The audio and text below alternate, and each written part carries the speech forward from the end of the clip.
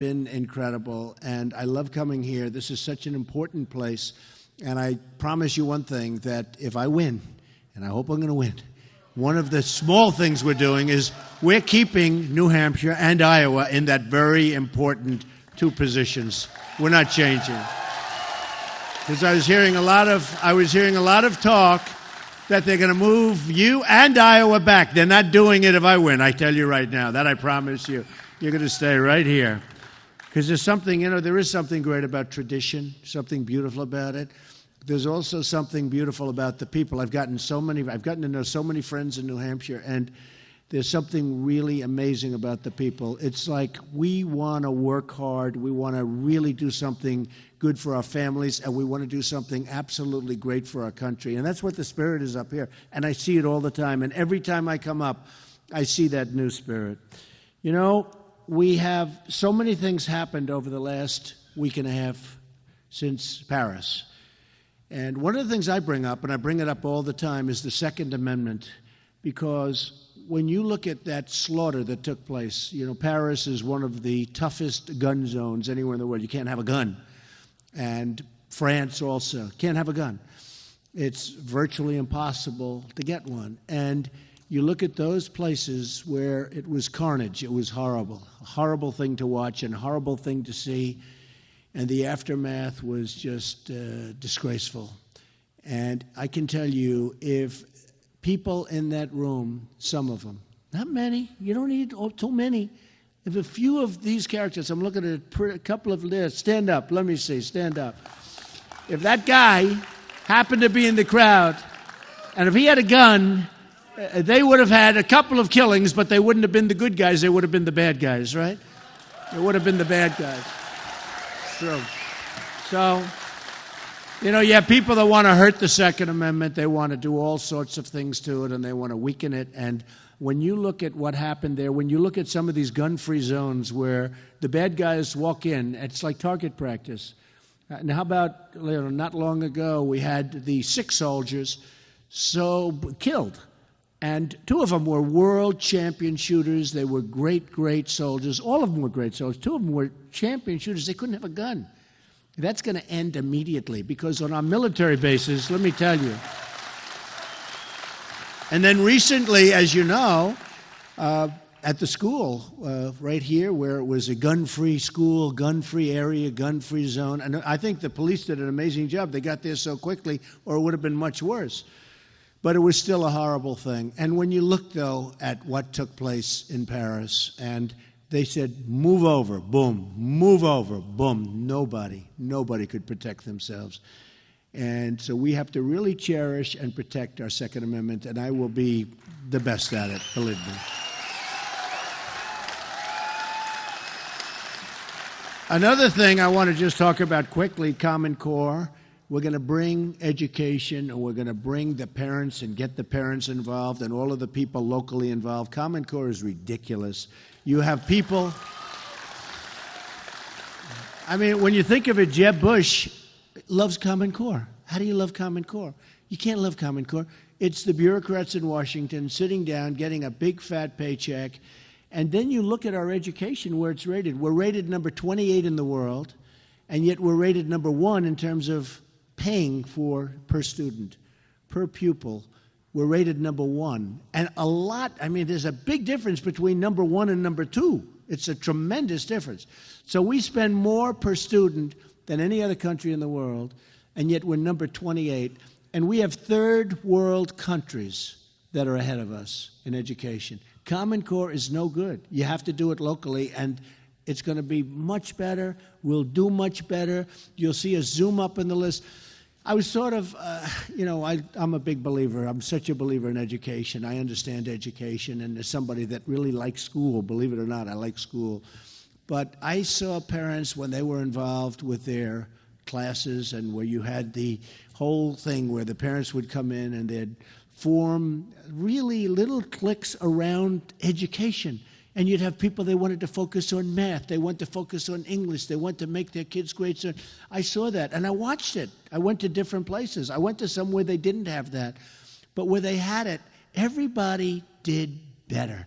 And you can't do that through Washington, and you can't do that through bureaucracy. So whether it's, thank you.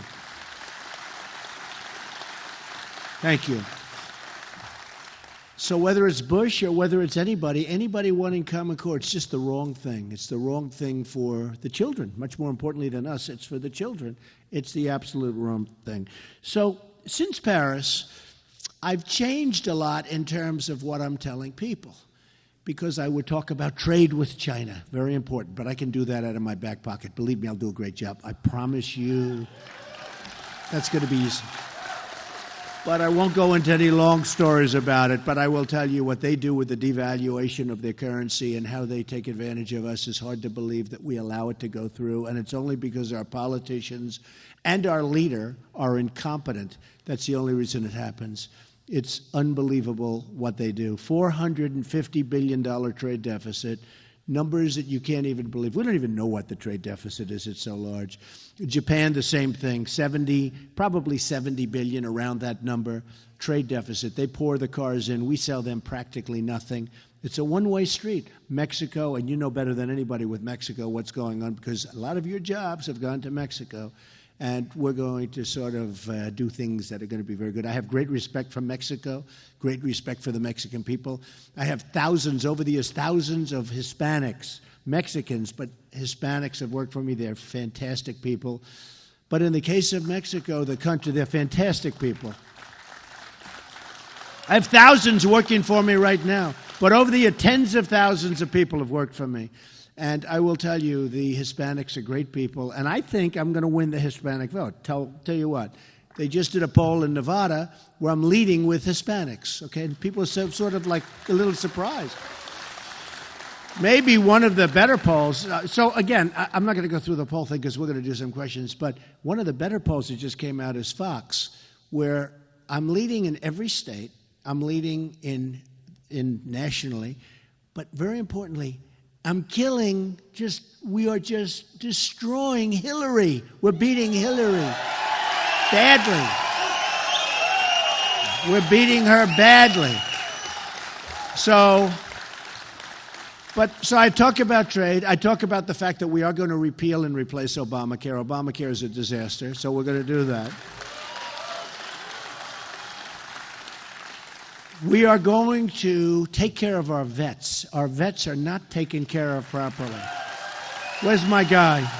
Stand up, my man. He's become more famous than me in New Hampshire, right? He's more famous than me. Am I doing the right thing? You know, we're going to take care of our vets.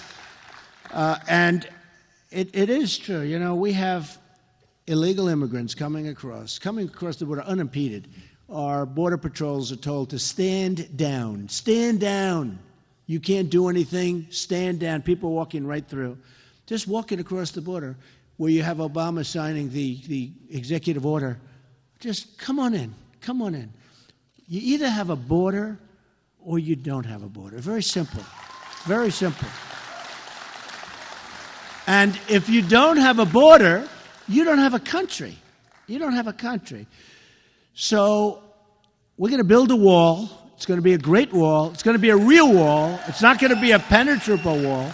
And people are going to come into our country, but they're going to come in legally. They're going to go through the process. They're going to come in legally, and that's the way it's going to be. And I want people to come in, and you want people to come in.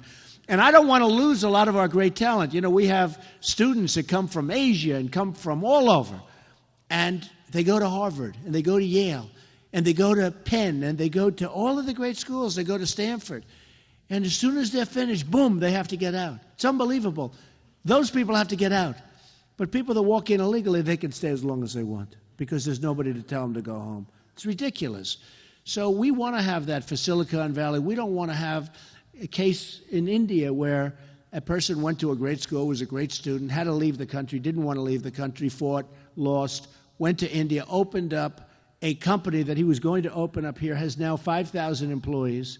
I mean, we don't want to lose that. So we want people coming in. We want people coming in, and especially we want talented people. We want job producers coming in.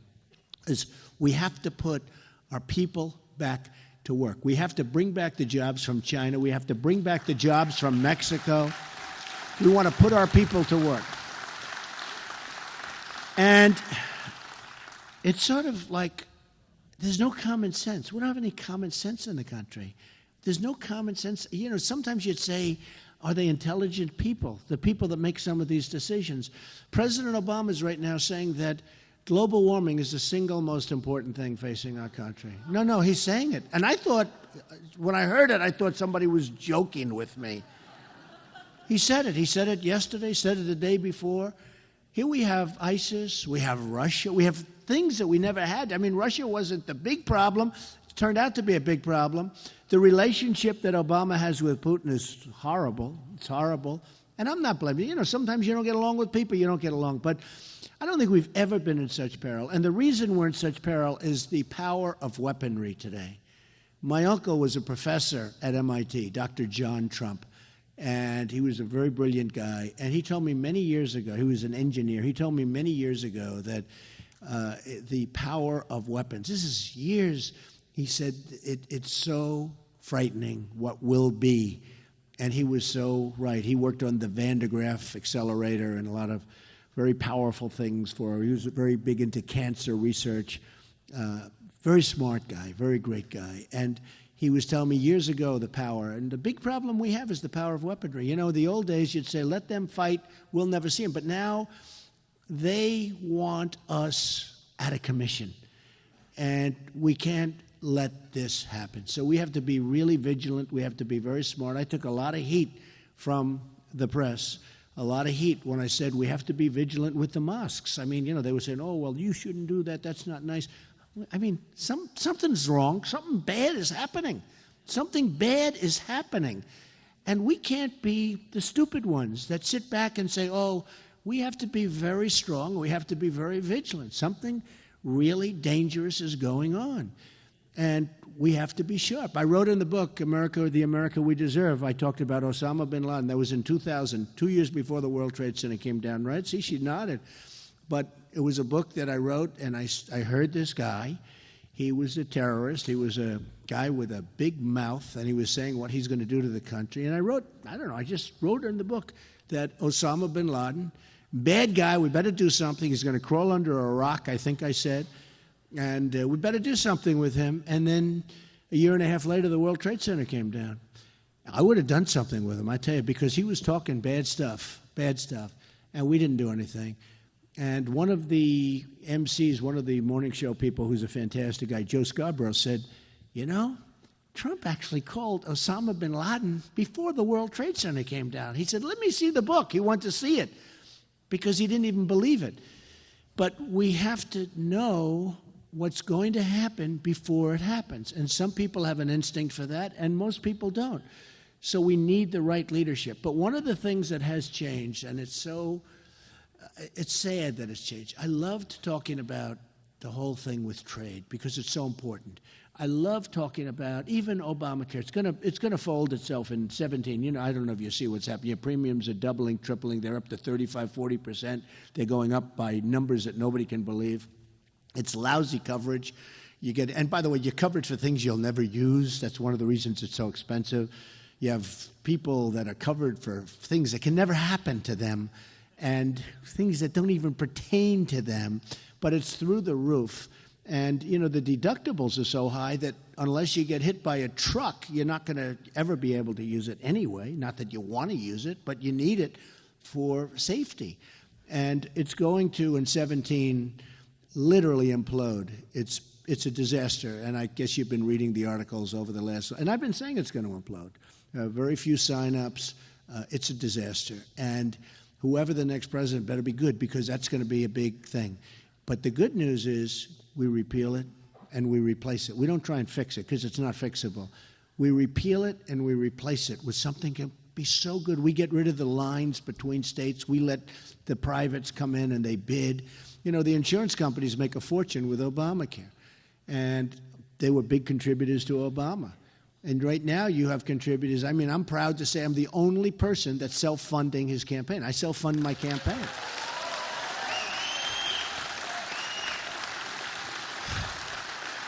I mean, you look at all of these people, whether it's Bush with over $100 million, got $125 million. I don't think it's going to help him. I see more ads. I say, turn off the television. I can't watch another one of those ads. And he doesn't go up. But I see the other one, this guy Kasich. I mean, he writes this phony ad about me. He's terrible. By the way, I'm beating him. Think of it. He's the governor of Ohio. I'm killing him in Ohio in the poll. Killing him. Killing him. But when I look at the money that these guys, they raise money and they spend a lot of money, but they're all controlled by the people that put up the money. And who knows the game better than I? I mean, I was on the other side. You know, I've only been a politician for about 5 months. I hate to say it. I'm embarrassed to tell you that. No, you know, I mean, think of it. All talk, right? What's my expression? All talk, no action. But I've been a politician for, you know, a very short period of time. But I understand the game from the other side. I was like Mr. Establishment, actually, you know, because I contribute lots of money. And, you know, look, I'm not knocking the system. I guess there's probably no system that can be perfect.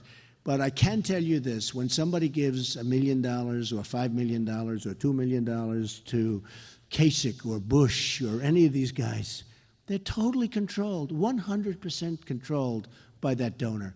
And when that donor has a company or when that donor is representing a country because they're lobbyists and they get a lot of money for being lobbyists, they will do whatever. These guys, they want to run for office again. They don't want to lose their fat cats. They don't want to lose all of that source of money. They're not going to lose it. They're going to do whatever they want. And me, I'm working for you. I'm doing this. I want to make this country so great again. It's got such problems with the regulations. With everything is just wrong. Everything is just wrong. So what's happened, though, is since Paris, I've changed my talk and changed whatever I say in a speech, and I've changed it very strongly. Oh, look at all these people. They're still pouring in. It's hard to get in. It's hard. Hi. I hope you didn't miss. Should I start all over again? I'll start all over again. Thank you for coming. But I've changed my speech, and I've really been focusing now on terrorism and borders because, you know, they do intercede very strongly.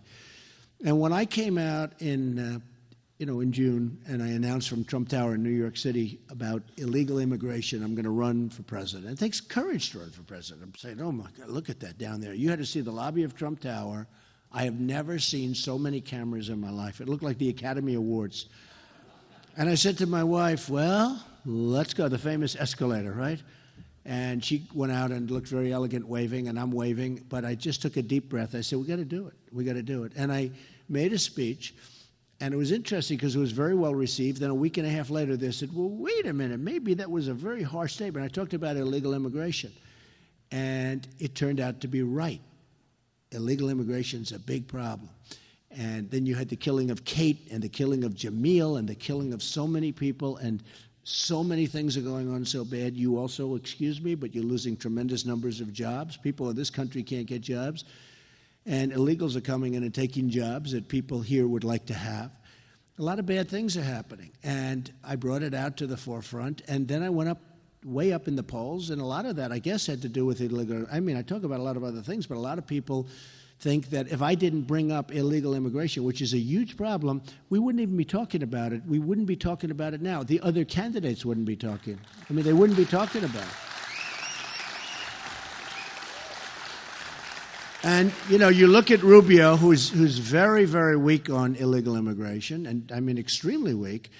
You look at his stance on amnesty. He wants amnesty for everybody. He was a member of the Gang of Eight. He's going to be very bad on illegal immigration. You have to have it. When Jeb comes out and said, you know, remember he talked about love, right? They come in for love. I said, they come in for what? Right? Remember the famous expression? I actually said a couple of things. Between Common Core and they come in for love, I said, that's the end of his campaign. I think I turned out to be right. But all of them are weak, and they're just weak. I think they're weak generally. You want to know the truth, but I won't say that because I don't want to get myself. I don't want to have any controversy. Is that okay? No controversy. So I refuse to say that they're weak generally, okay? They're fine people. And some of them are fine people, but they are weak on certainly illegal immigration, and we have to be very strong and we have to be very vigilant. But what's happening is that the borders, and, you know, everybody gives me the A+ on the borders, but the borders have turned into be very important, having to do with terrorism. because we don't want people coming in that are looking to hurt us, that are looking to do numbers on us, that are looking to blow up cities and blow up buildings and blow up even mountaintops, okay? We don't want that. We want people that we want. And when I looked at the Syrian migration, it's a terrible thing to look. I mean, it's a horrible thing. And frankly, I think Merkel did a horrible job when she accepted so many. I think in Germany, they're going to have problems like you've never seen. They already have. They're having huge problems. They're having huge crime waves and huge problems. But what they should do and what they should have done, because we all have a heart, we want to see it worked out. I mean, it's sad. I mean, it is sad, but I will say this, and I was the first one to bring it up. Now people bring it up when they see, but they see this migration. You see so many young, strong guys, right? Younger than you. Stand up. Let me see. Stand up. Look at this guy. Younger. They might not, he's been a friend of ours. They might not be tougher than you. I think you're tougher than them. But you know what? They're young, strong men. So many men. And you see few women and children, but you see so many men. And at first I heard maybe 3,000. I said, oh, maybe, you know, it was brand new.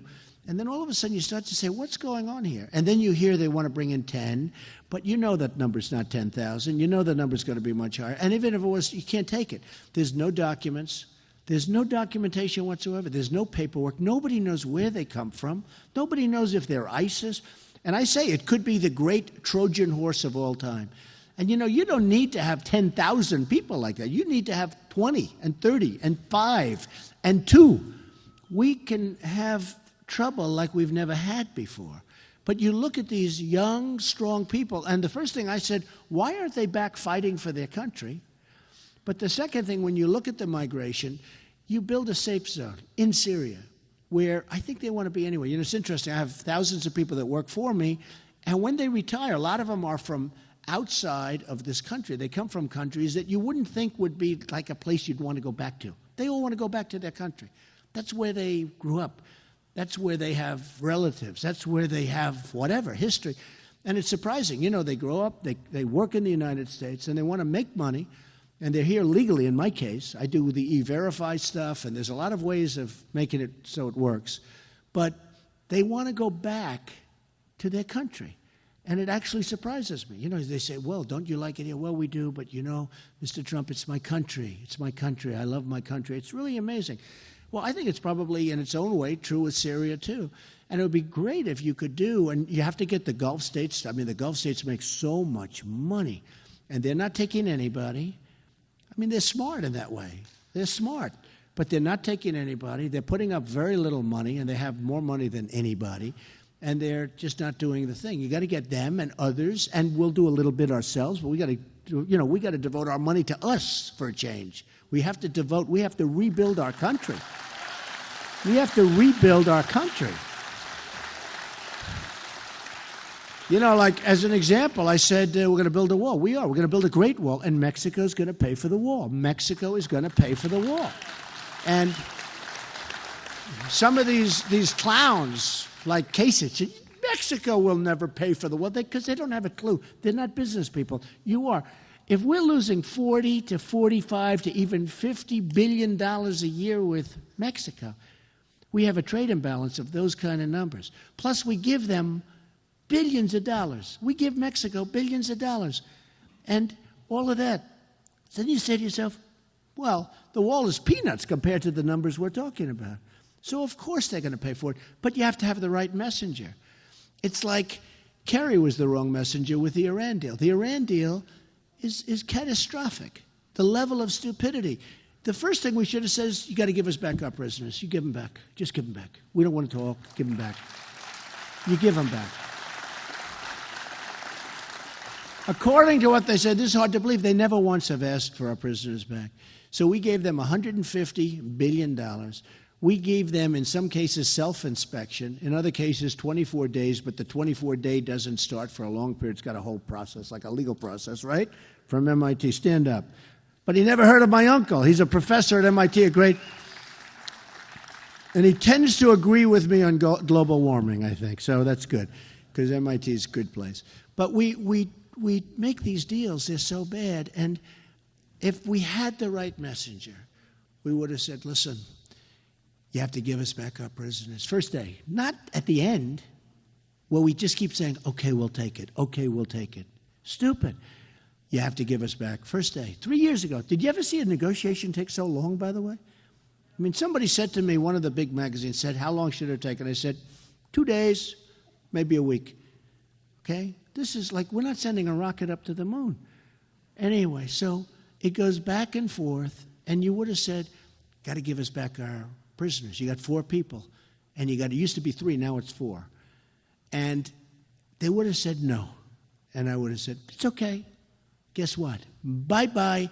You leave the room, you double up the sanctions, maybe triple up the sanctions. I guarantee you within 24 hours they're calling, and you got your prisoners. You got your prisoners. You got your prisoners. The same, well, I did write The Art of the Deal in all fairness, and I have built a great, great company and all that stuff. But you know what? It's simple. They never even asked for the prisoners. And same thing with Mexico. You say, got to pay for the wall. Got to pay for the wall. They're going to pay for the wall.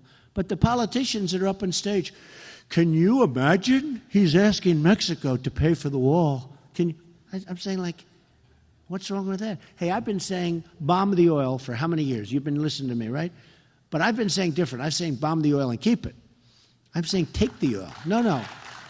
And give some of the enormous profits from that oil. When we left Iraq, we shouldn't have been in there first place. I always said, don't go in. You're going to destabilize the Middle East. You take a look. Anytime.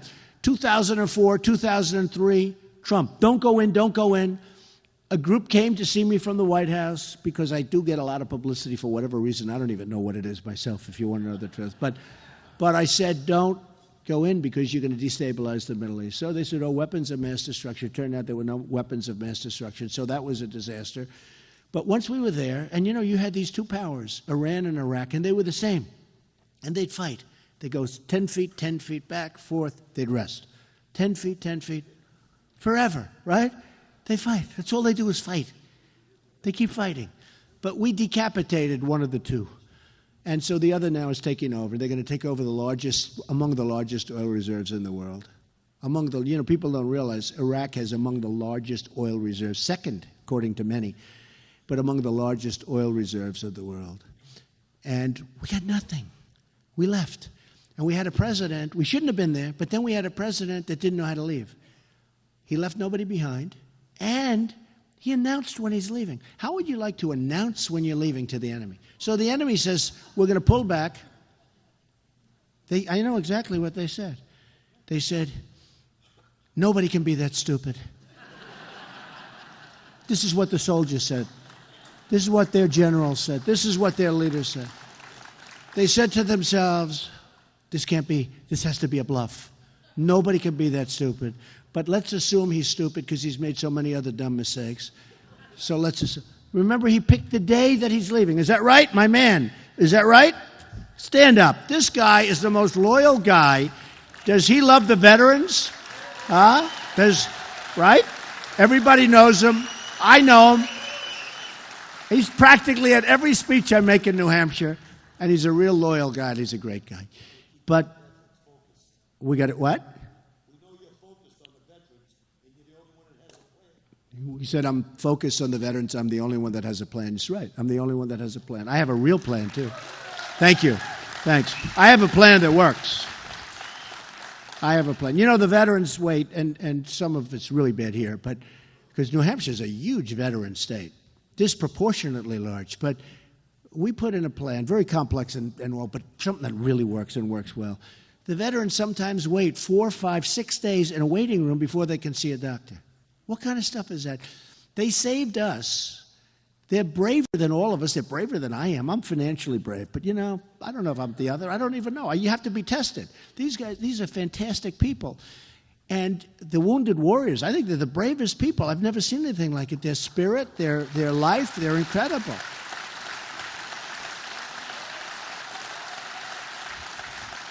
But they go to a hospital, and they wait. I remember it was on a Wednesday. It was like 3 months ago on Wednesday, where it was announced that the longest waits in the history of the very corrupt, it's a totally corrupt Veterans Administration. We will put in such great people in there, but the corrupt Veterans Administration, 3 months ago, they said the waits are the longest they've been in the history of the Veterans Administration, where a guy, a soldier, who's a terrific, brave person, who was injured or who's hurt or who has a simple problem where a minor operation or a pill can take care of that person, he or she, and they're waiting 5 days. And people are dying waiting in line. And I heard the numbers, and the numbers are in the thousands where they're dying. It's almost hard to say the numbers because you wouldn't believe it's possible. They wait 5 and 6 days. Can you imagine yourselves waiting for me? How about me? If I wait 2 minutes, I'm like, what's wrong with this doctor? Now, can you imagine having to wait 5 days and 6 days?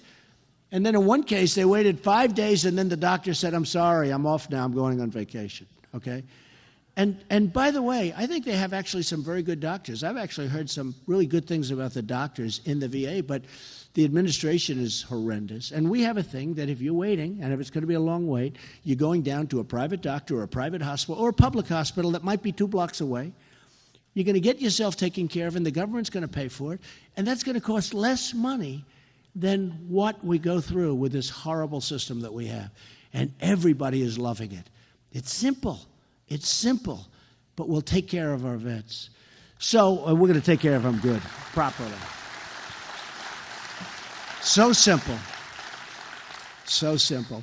So I've been focused so much then on the terrorism, and what's happened is everybody's saying, well, Trump does best in that, and a lot of that morphed into the fact that the borders are the way they are, and that I am definitely the best on the borders. People are not strong on border at all because they don't know how to do it. They don't, and by the way, they don't know how to build. I build buildings all over the place. I'm doing one now, the old post office. Can you imagine? I bought it from the Obama administration. Can you imagine this? No, think of it. One of the best pieces of property in the United States, one of the most heavily wanted properties anywhere. I'm building a hotel there, a great hotel, Trump International Hotel, and it's going to be a phenomenal project. It's under budget, very much ahead of schedule. It's doing fantastically. It's going to be one of the best hotels anywhere in the world. It's going to be great. But that's what I do. I do that stuff. So somebody said, but you can't build a wall. A wall. I build buildings that are 94 stories tall, and that's tough stuff. This is so easy. Think of it. Some of you are in the construction business. Think of garages. The concrete plank that goes 60, 70, 80, 90 feet, right? Concrete plank for garage floors. It's precast. You put a foundation. You put a rut. You put it up. You make it beautiful. You put a little design in the concrete. You can do that easily. Because someday you know what it's going to be called, right? The Trump wall. We have to make it beautiful. We have to make it beautiful. We have to make it nice. And that wall will be higher than this building. Nobody's going to drive their trucks. You ever see the picture in one of the magazines where they drive the truck? The wall's over here. They build a ramp. From Mexico to the United States, they build a ramp. Up the ramp, down the ramp, sell the drugs, come back with money. We get the drugs, they get the money. How stupid are we? How stupid. This one, if you ever get to the top of that sucker, you're going to be looking down, you're going to say, help. Okay? No, we're going to build a real wall. One of the reasons they never got the wall built? A lot of people wanted to build the wall. A lot of people were against illegal immigration that are now very much for it, essentially. But a lot of people wanted to build the wall. One of the reasons they couldn't build the wall? They couldn't get their environmental impact statements done. Can you believe this? They had, it's sand. So maybe it was turtles, maybe, I don't know. They couldn't get, you can imagine what these environmentalists got paid for this environmental impact statement. They went years, they couldn't get, this is a true story. They couldn't get their environmental impact statement done. Now, another one I heard, this can't be true. And that's why I say it for the press, because they'll say Trump said. But, it can't be true. It's too crazy. But I said, bomb the oil, take the oil. You got to take the wealth away from ISIS, right? So I've been saying for a long time. They've been saying, that's ridiculous. That's ridiculous. Well, after Paris, boom, they started bombing. Can you imagine? France is the one that started. France is leading us. It's amazing. It's amazing. He's looking. He's saying, it's amazing. But you know what? Hey, I give the police in France, I give them a lot of credit. They did a good job. They went in there. That was not easy. They did a good job. I think they did a great job. But I've been saying bomb the oil. One of the reasons Obama didn't want to bomb the oil is because of the environment. Can you believe this? He didn't want to bomb the oil because of the environment. There's tremendous environmental pollution going into the air. Now, I don't know if that's true or not, but it sounds like it's true with their oil. So France went in, they started, and, one of those things. But I would bomb it. I would then keep it. I would then make deals with the big oil companies who can go in there so fast. If you ever saw these people put up a rig, you wouldn't believe what they can do. And we'll rebuild it. Knock the hell out of it, and then don't worry, we'll rebuild it. Don't try and save anything.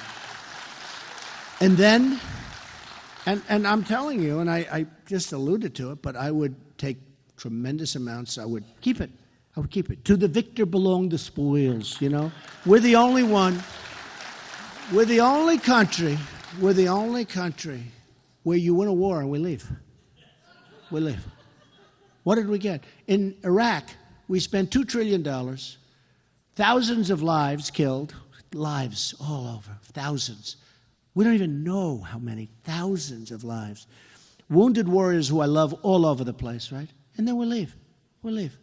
And now Iran's taking over. Russia's taking over. They're all taking it. We did all of this. We were there for years. We get nothing. We get nothing. Those days are over. Those days are over. But one of the things I wanted to do, and I've said this for years, and the people that know and like Trump, one of the things comes out in the poll that I have the most loyal people. That people say, he can do anything. He can do anything. So I don't know if that's right, but they say that I have the most loyal people. Others, if you sneeze, they drop you. Me, I can sneeze, I can say things that I think are right. Like, do you notice what's happening in New Jersey? They're now finding a lot of people are saying, yeah, that did take place in New Jersey, right? I wasn't going to apologize. I wasn't going to apologize. A lot of things happened today where they were dancing and they were happy. There were a lot of happy people over in New Jersey. And I saw it, and a lot of people saw it, and I'm getting hundreds of phone calls, and a lot of other people are too. And things are all of a sudden materializing. So people said, you should apologize. I said, I don't apologize. Hey, look, if I'm wrong about something, I want to apologize. There's nothing wrong. What? Who was that? What did they say?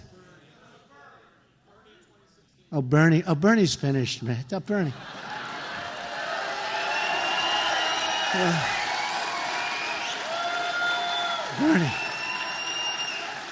Bernie, honestly, Bernie has had it. Bernie's had it. He's got his hernia operation, which is good that he got it out of the way. Bernie's had it. Bernie gave it up. I'll tell you what. So we get by far the biggest crowds. Bernie gave it up when, during the debate, he gave up the emails. He said, I think you should stop. She's being investigated by the FBI in very serious investigations where General Petraeus and others suffered greatly for what happened with 5% of what she's done. Did you see all the classified she got in the last batch? They're all over the place. These other guys, for peanuts, they got 2 years probation. They go to jail. It's incredible. So whoever that young person was, it sounded like that was the last of the Bernie people. Boy.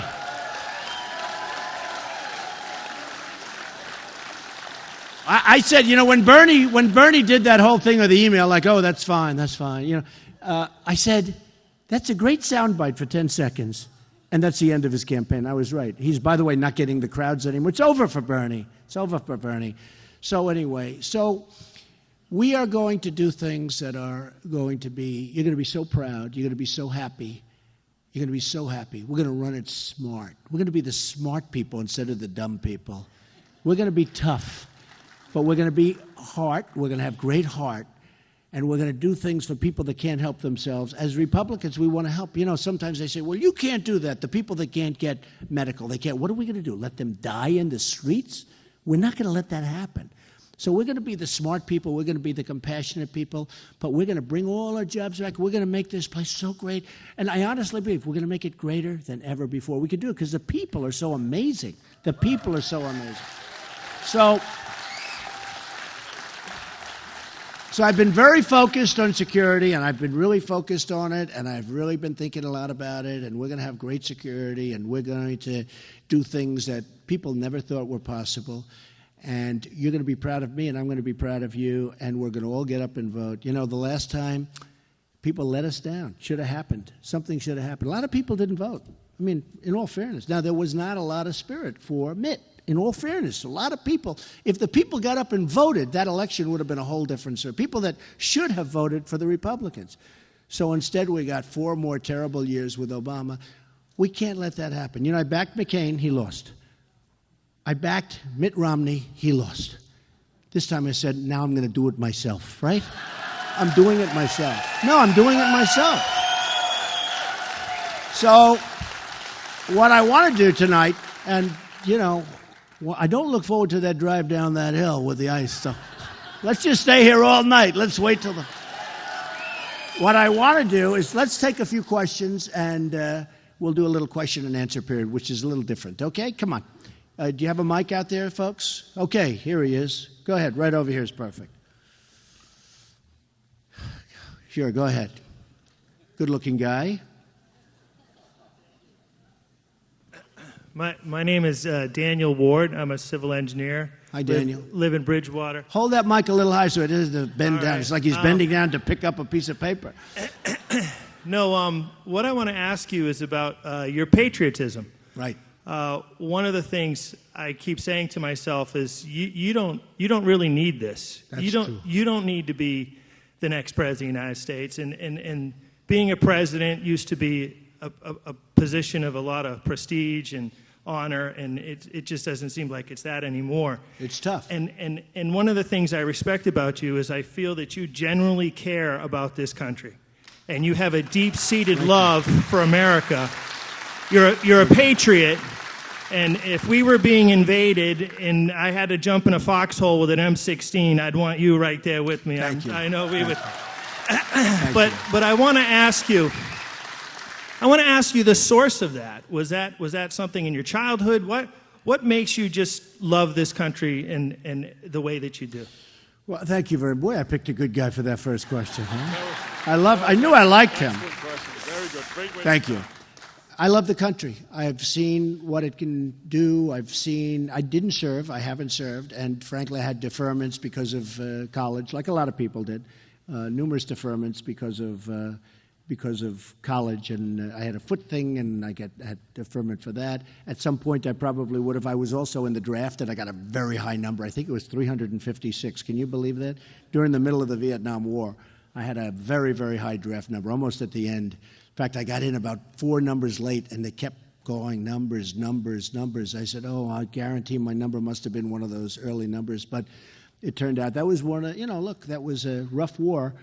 And there's another war. What do we get out of it? We got to get things out of it. When we use our military, a lot of people say, like Jeb and Hillary, they said Trump's tone, his tone. We need tough tone. We have to have tough tone. They're cutting off our heads. They're chopping our people's heads off. If they're a Christian, their heads are coming off in the Middle East. We need a tough tone. So what happened is I always felt a little guilty. And I was always, like other people, frankly, that didn't serve, because I have people that did serve, and I have friends that served, and they're very proud of it. Some are no longer with us because of the fact that they served. They're very brave in many ways. But I've done a lot of things. I built, as a lot of the folks know, the Vietnam Memorial in New York with a group of folks that were fantastic. I contributed a lot of money. It's in a way, it's a way of making up. It was very expensive, very good. It's downtown Manhattan. People love it. And the funny thing, I've built a lot of things, and people forget. But the Vietnam Memorial, to this day, if I'm walking down the street, which is getting to be less and less, it's getting to be a little tough. But I would tell you, the people, the military, so often they come up to me, Mr. Trump, thank you for building the Vietnam Memorial. That was many years ago. That was in the 1990s.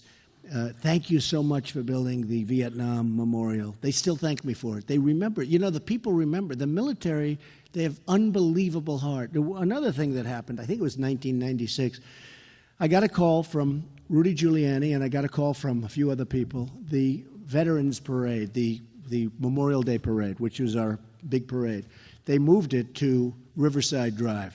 Riverside Drive has no people. They took it off Fifth Avenue, and they took it off Broadway, and they moved it to an area, and they had like 300 people show up for the Memorial Day Parade, which was a big, military parade. And people said to me, that's disgusting. And it was covered so big, that there were no people.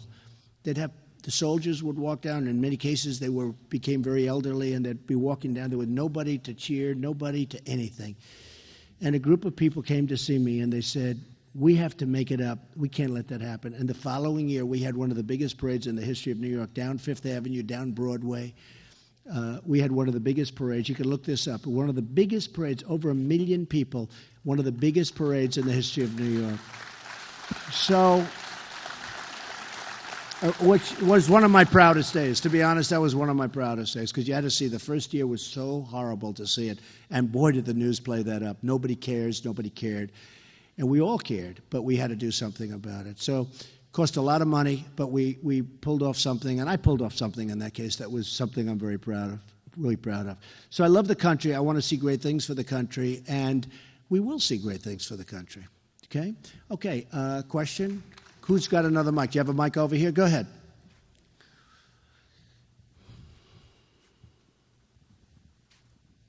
Hello. Hi, my name is Tom. Hi, Tom. I wanted to ask you that now that China has agreed to implement a cap-and-trade program to reduce carbon emissions, if you think America should do the same, so we don't lose the economic and environmental edge to China. Yeah. Well. Yeah. Okay. Let's talk about that now. The young guys, the young, good-looking guy back there, and it's fine. It's good.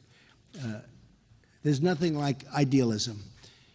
China's not going to abide by it, okay? China's buying coal. We're not allowed to burn coal anymore, essentially. All our furnaces are being dried up, and China's taking our coal. They're burning it. And, you know, when you're talking about the planet and you're talking about the universe, the difference between China and the U.S. is like walking over to this chair. So they're spewing fumes into the atmosphere, and we're not. They're doing their factories at much lower pricing. I mean, much lower. You know, we have so many restrictions, rules, regulations that you can't even breathe, and we're making it impossible. China will not obey by what they sign. They're not going to sign anything meaningful. And frankly, you know, a lot of people question global warming, and we have a lot of discussion about that, but China will not abide by those rules. Now, one of the things that they're signing and one of the things that they're insisting on is the United States has to act immediately, and they don't have to act for many years. Immediately, that's like one of the deals we make. That's like one of the deals we make. They don't have to do it now. They can do it in many years. We have to do it immediately. That's like Japan. You know, if Japan gets attacked, we have to immediately come to its defense. We have no choice. We have to come to its defense. But if we get attacked, Japan does not have to do anything for us. These are the deals we have, folks. I mean, it's crazy. What? What was that? These people, stand up. Stand up. What did he say? Go ahead. Speak up. Oh, there we are. Thank you. We bombed Japan. We forced them into. No, I understand. Well, you know, they weren't exactly nice to us. They did do Pearl Harbor. Military. Excuse me. Who did it first? Who did it first? Didn't we have a thing called Pearl Harbor? Huh? You're right. You know what? You know what? We bombed the hell out of them because they came at us first. And they did a number on us on that Sunday morning that was the greatest sneak attack of all time. The only thing worse, frankly, was what they did, what was done, as you know, and by you-know-who, to the World Trade Center, because that was an attack on civilians. At least Japan, it was a total rotten sneak attack, but at least they were going against the military. We had people knocking out buildings where innocent civilians were having dinner and where they were in an office. That was the worst attack of all time, the World Trade Center. But, I mean, and I appreciate you being a idealistic young man, but Japan attacked us. Japan would have never stopped, except we were tougher and stronger and meaner and smarter than them. And we knocked the hell out of them.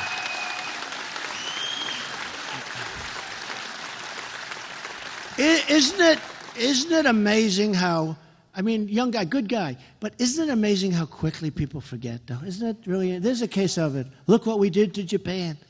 We don't want to do that. So it's one of those things. Okay, how about another question over here? Go ahead, any place. You just give somebody a mic, yeah. He's not a very aggressive guy with a mic, but he's a good guy. He's the least aggressive mic person I've ever seen, but he's great. Okay, go ahead. Look at this man. Hi. How Thank are you? you for coming to Waterville Valley. Thank you. We really appreciate it. Thank you. Thank you. My name is Barry Fish, and I live here in Waterville. And my question revolves around Medicare and Social Security. Right. I'm I love 1 that month question. away from collecting. I'm You what? 65 years old. I'm 1 month away from collecting. Really? Wow. I'm one of the fortunate ones. But we all know Social Security and Medicare is becoming insolvent. I've got a young Well, that's gentleman- largely because our country is insolvent. You know that. If we I can have a make our young country gentleman rich, here- you know, it's a great question, though. It's important. People have signed up for Social Security. They've paid into Social Security. They've been spending a lot of money like you have all your life. And then you get these politicians. They say, we want to cut it down. We want to raise the age. We're going to give you much less than you bargained for. No, no, no, no. I'm not doing that. Now, we're going to get rid of the waste, fraud, and abuse. You know, there are thousands and thousands of cards that are going to people that are 112 years old. Did you see that?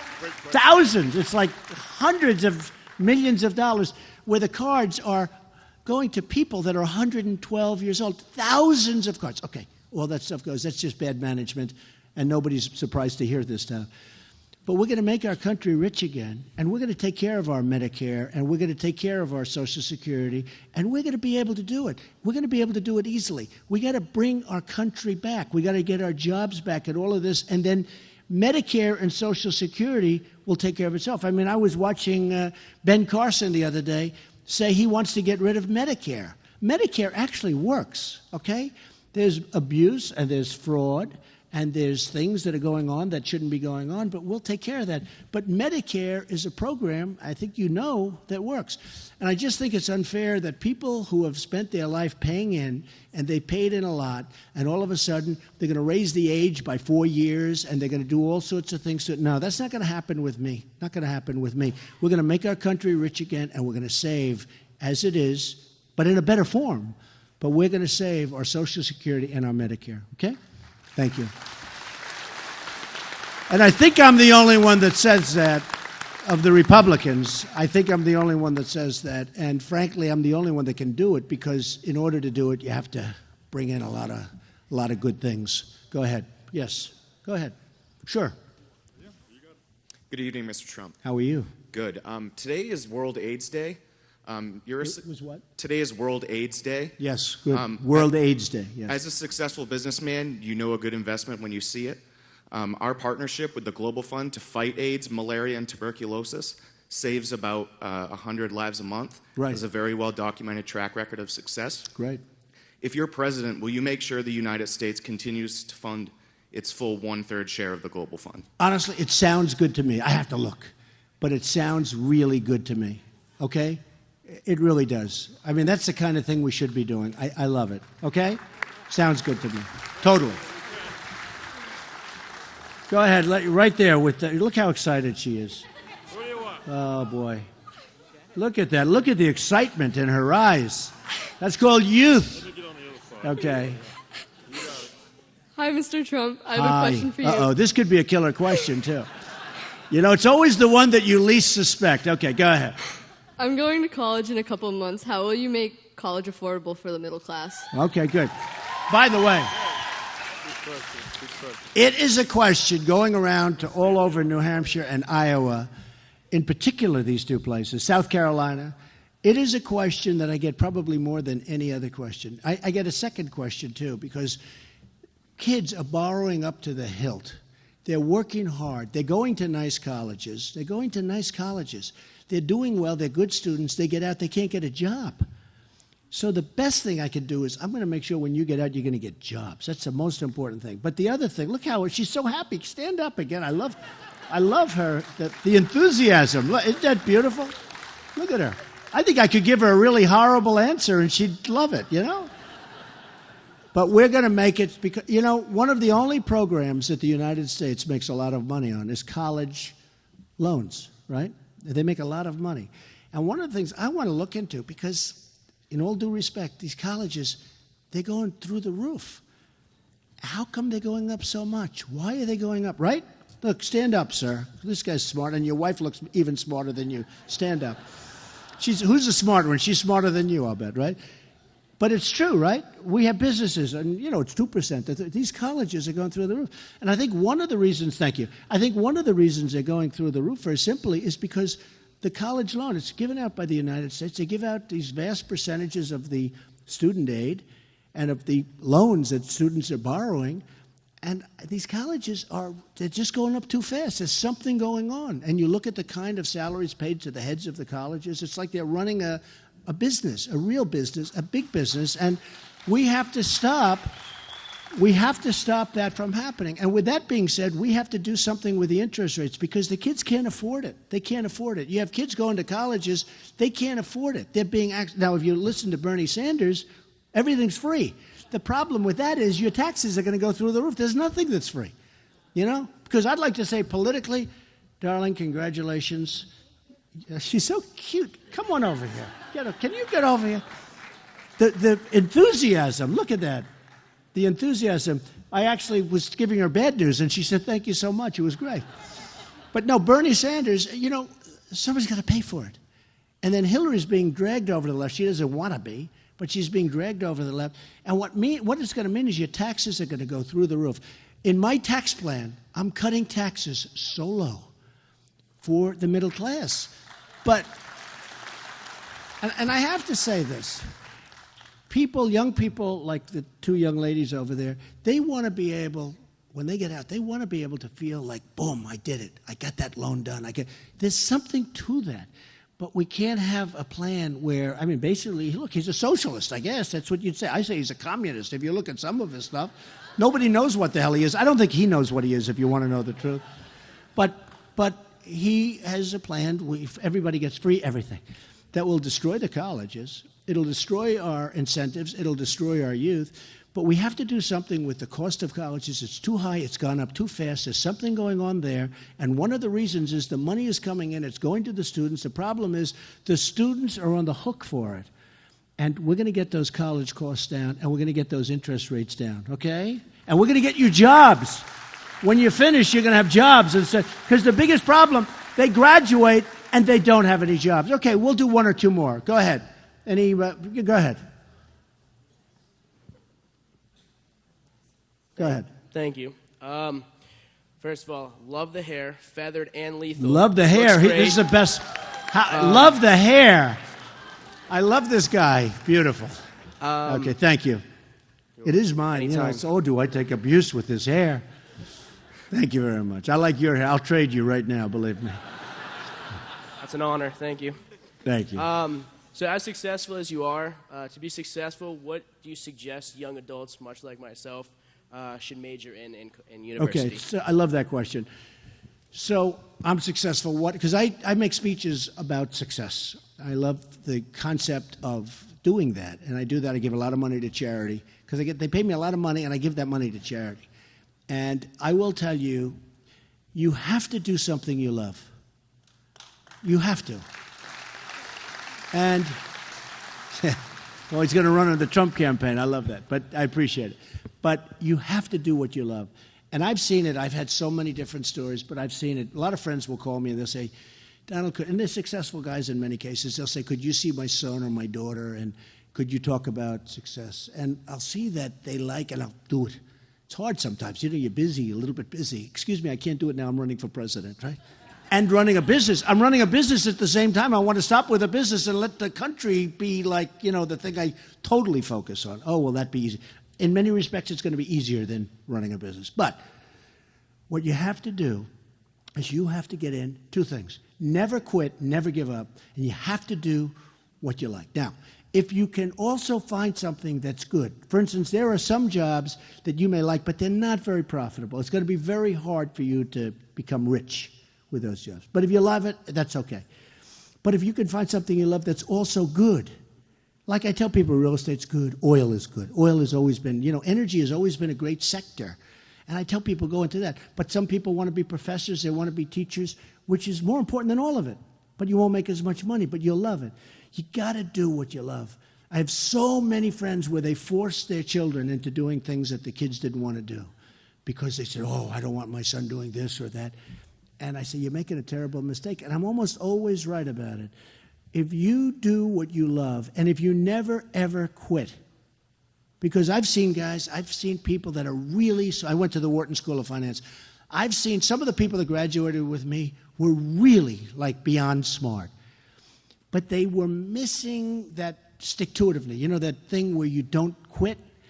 And other guys went with me, and they were not as smart, but they were really driven, totally driven. They'd never leave. They'd never quit. They would never, ever quit. And they became tremendously successful. And the smarter people, and they were smarter, the smarter people weren't as successful, and in some cases weren't successful at all because they gave up and they quit. So do what you like and love your parents and all that stuff, but say, Mom, Dad, I love you, but this is what I love, this is what I want to do. But listen to them because they also know what they're doing, believe me. But never, ever quit. Go after it, okay? Such a beautiful question. Beautiful guy. Beautiful guy. So, well, should we end this or do a couple of more questions? More? More. All right, well, we'll do a couple of more then.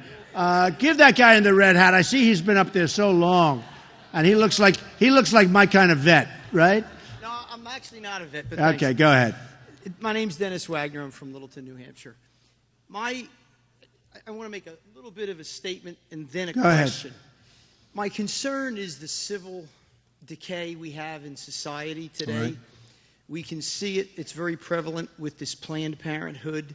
And Right. if you remember, think back, one of probably the biggest cases in the past 10, 20 years was Kermit Gosnell, the beheading of the fetuses in Philadelphia. Right. It's been a very big subject. So with that horror and that carnage in mind, and you can see how when a bill is enacted as the Roe versus Wade thing, all of these things tend to decay, and just devolve into this butchery that we see now. Right. Will you try to Defund that and repeal Roe versus Wade? Yeah, well, the answer is yes, defund. The other, you need a lot of Supreme Court justices, but we're going to be looking at that also very, very carefully. But you need a lot of Supreme Court judges. But defund, yes, we're going to be doing that, okay? Okay. How about one of these young guys right over there? Go ahead. Good question, by the way. Very good question. So I'm kind of going to go off of the one that was one before the last, but what's one thing that you can tell young kids, or people my age, and all the kids to come, that the America that you're going to make great, how can we keep it great so that it's great for our kids and the kids from that? Well, great. Very good question. So, I have children, and Ivanka, everybody knows Ivanka, and she's very hardworking, very smart, very good person. She's, doing a great job. She just finished up Trump National Doral in Miami, hundreds of acres of land right in the middle of Miami. Now she's very much involved in the old post office, and she has her own business. She sells shoes and dresses, and she's very entrepreneurial. People ask me, what do you do? I'm getting credit, and I hope, I knock on wood, because, all of a sudden, somebody that was good, who knows what happens. It's very fragile out there. It's very fragile. I've seen people doing really well, young children, and all of a sudden you find out they have a huge drinking problem or a huge drug problem. But one of the things that people ask me, and they ask me a lot, is what do you do about your children? How do you keep your children? Because my children all work hard and they love it and they do well at it. And they're asking me a lot and more about my children. And I say, since they were little, since they could barely speak, I'd say no drugs, no alcohol, no cigarettes. No drugs, no alcohol, no cigarettes. And they're this big. They're this big. And I remember Ivanka looks, Dad, you're driving me crazy every time you say that. But I'd say it once a week, twice a week, 3 times. No drugs. She didn't even know what drugs were. She didn't know what alcohol was. Barely know what it, but before they even knew what these things were. And I would just drum it into them.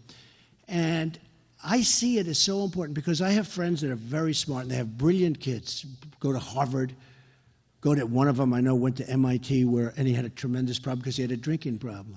And the world is so tough and it's so competitive that you can't put yourself as a child or even as a parent, if you want that child to be successful, at a disadvantage of letting them drink or letting them take drugs, because it's not going to work. They're going to be at a tremendous disadvantage, and ultimately they may never recover.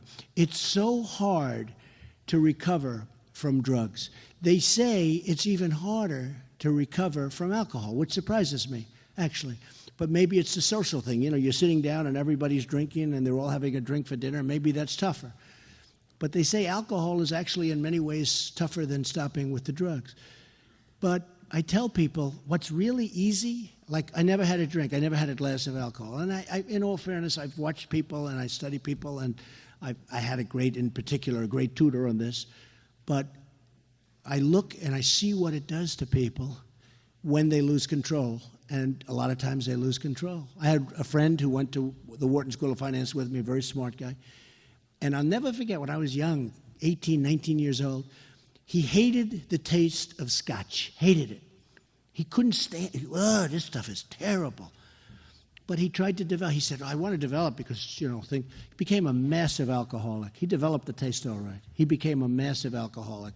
And failed with everything. He lost his family, lost his home.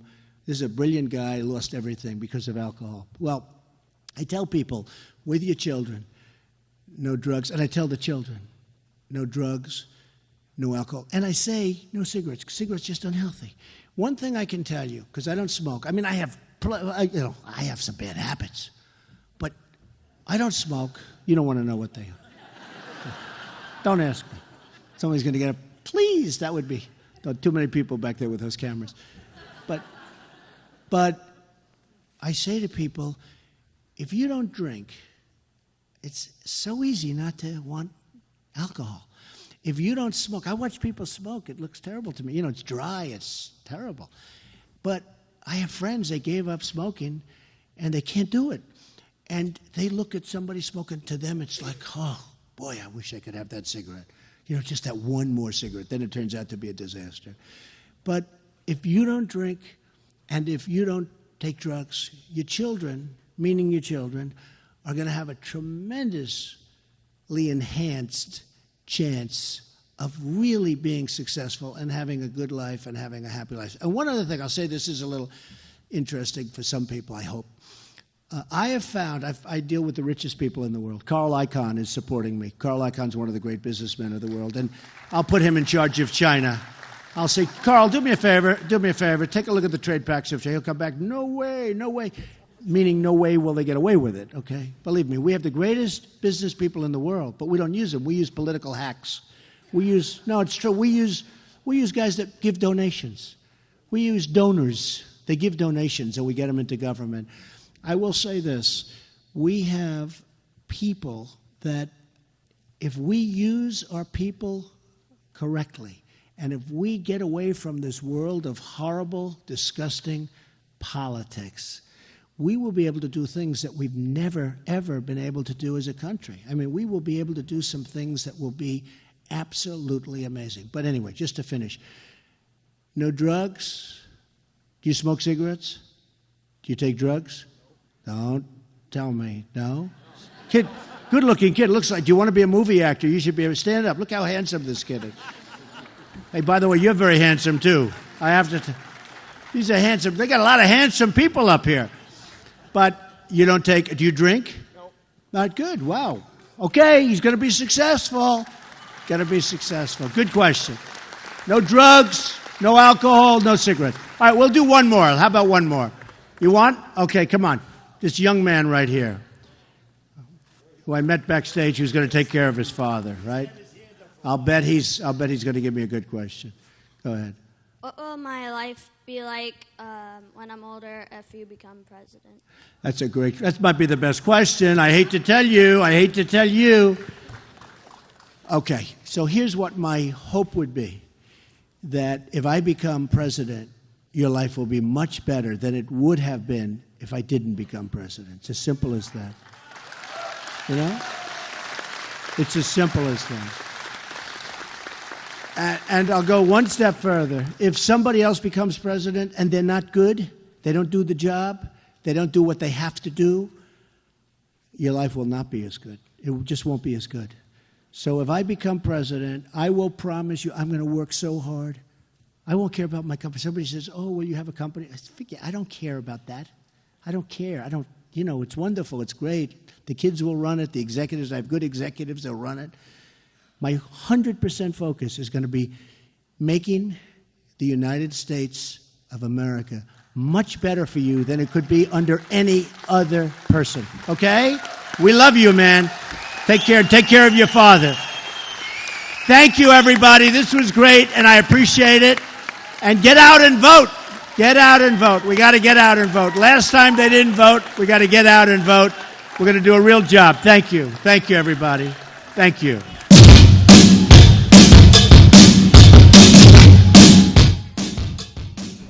Folks, what a rally.